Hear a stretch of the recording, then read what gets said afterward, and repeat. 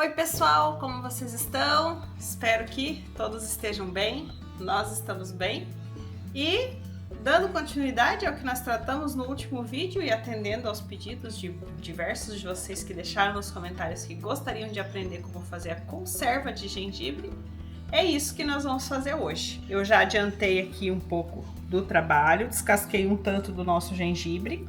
Então, lembrando, para quem não assistiu o último do vídeo, o melhor gengibre para a gente fazer a conserva é aquele que tá mais novinho, né? Então, tanto que a gente colhe ele um pouco antes do ponto, né? Mas você também, na hora de comprar, se você for comprar para fazer, você pode procurar gengibres que estejam assim, mais verdinhos ou mais rosadinhos, porque depende um pouco da variedade, né? Se ele vai estar mais esverdeado ou mais rosado, que é diferente desse gengibre assim, ó. Vou mostrar aqui para vocês verem bem fácil a diferença. Esse é um gengibre, vamos dizer, mais velho, que já tá mais maduro. Esse não é o ideal para fazer a conserva. O ideal é você achar esses daqui, ó. E agora, como a gente tá indo para a entrada do outono, do inverno, né?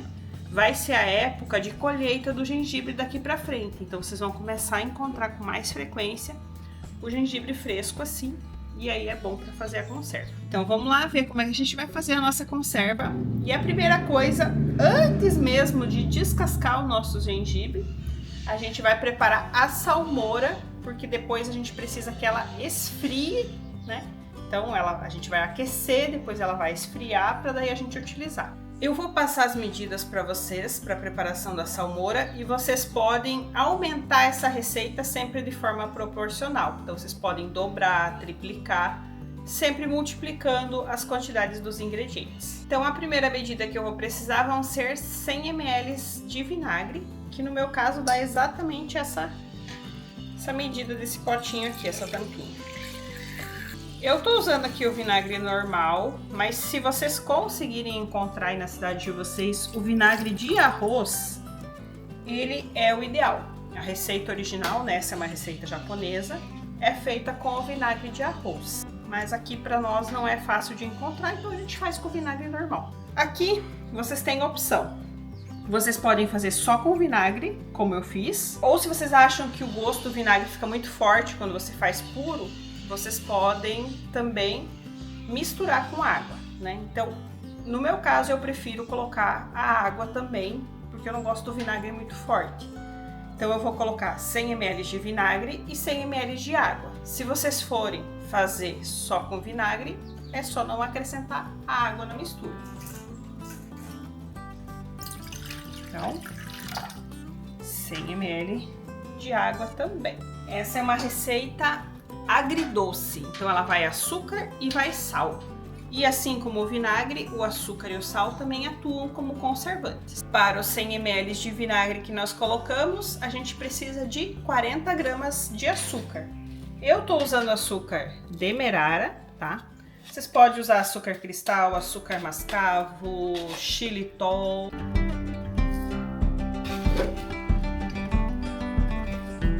,40 gramas de açúcar, nós vamos colocar aqui, e eu vou usar meia colherzinha dessas de chá de sal.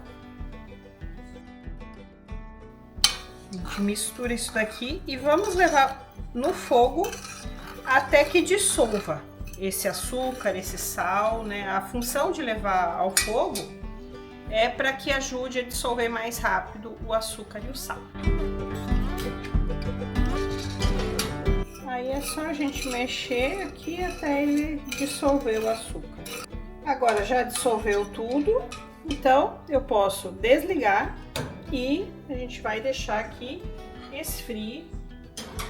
E enquanto vai esfriando, nós vamos descascar o gengibre, que é a próxima etapa.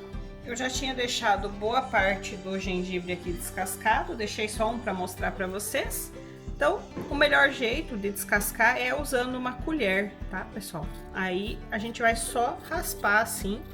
Isso porque o gengibre novinho, ele sai bem fácil essa casquinha, ó. E solta só a casquinha mesmo. Você poderia tentar usar um descascador, por exemplo, mas ele não ia descascar tão fino, ele ia tirar parte do gengibre junto também, né? Então, com a colher, apesar de ser um pouco trabalhosinho porque tem várias reentrâncias, né? Mas não é difícil não. Prontinho, pessoal. Agora, eu tinha deixado eles na água. Sempre enquanto a gente vai descascando os outros, é bom ir colocando na água, tá? Eu vou escorrer essa água e a gente vai ralar o gengibre. E aqui é bom a gente usar um ralador desses, porque o que a gente quer é pedacinhos, fatiazinhas o mais finas possíveis. E na faca a gente nunca vai conseguir cortar super fino, né? Então, no ralador, a gente consegue tirar fatiazinhas assim, ó, finíssimas.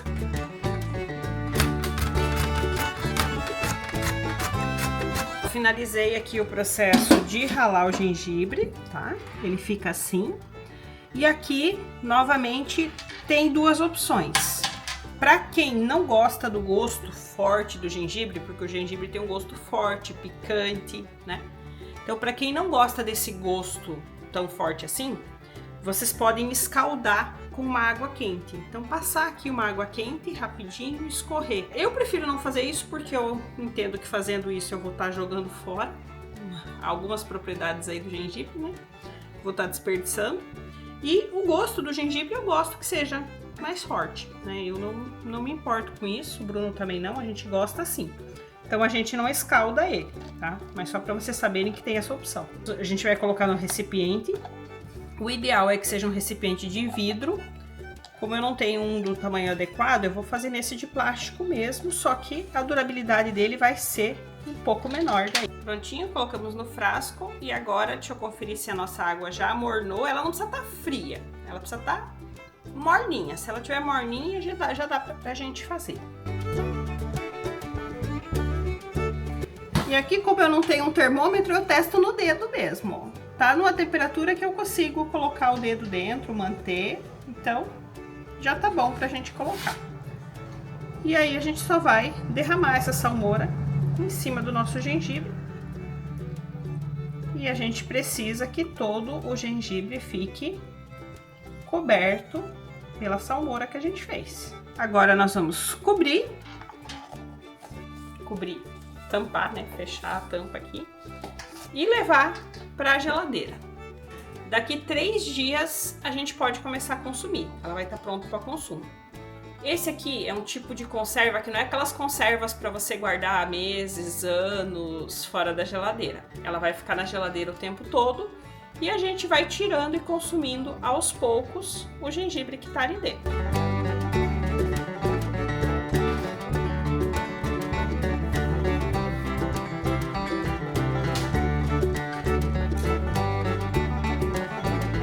Prontinho, pessoal, terceiro dia, depois que nós fizemos a preparação, deixamos na geladeira. Vamos ver como é que tá a nossa conservinha. Em termos de textura, não muda muito, porque lembram, a gente usou água só morninha, né? Para que não amolecesse demais o gengibre. Então, ele fica, na aparência, fica assim, né? A diferença, vocês vão perceber, é no sabor. E aí, amor, como é que tá? Ficou bom? Ele já, sim, com o passar dos dias, ele vai ficar melhor, tá? 3 dias é o mínimo. Hoje a gente já pode consumir.